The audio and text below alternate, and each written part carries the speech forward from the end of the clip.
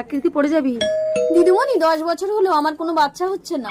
10 বছর মানে 10,000 টাকা লাগবে। আমি আপনাকে 20,000 টাকা দেবো। ঠিক আছে। এই কি গো, ভেতরে চলো। তুমি দিদিমণির মেয়ে? হ্যাঁ। সবকিছু ঠিকঠাক হয় তো? প্রতি মাসে। এই সবিতা, পেশেন্টকে নিয়ে চেম্বারে ঢোক। আসুন।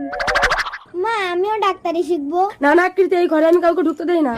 চিকিৎসার সময় চেম্বারে কাজের মাসি ছাড়া তোর মা কাউকে ঢুকতে দেয় না আকৃতি। দিদিমণি বাড়িতে আছেন? বাবা বাবা দেখো বাচ্চাটা তোমার মতন দেখতে। কি জানি তোর মা কি চিকিৎসা করছে, সব বাচ্চা কেন আমার মতো দেখতে হচ্ছে। কত ডাক্তার কবিরাজি গিয়ে আমার বাচ্চা হয়নি। দিদিমণি আমাকে বাচ্চা দিয়েছে, তাই উপহার দিতে এলাম।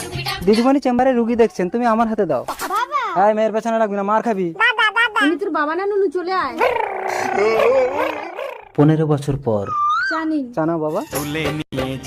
মেয়েকে আমার পছন্দ হয়েছে। মা আমি ছেলের সাথে একটু পার্সোনাল কথা বলতে চাই। আকৃতি, তোরা এই ঘরে ঢুকে কথা বল।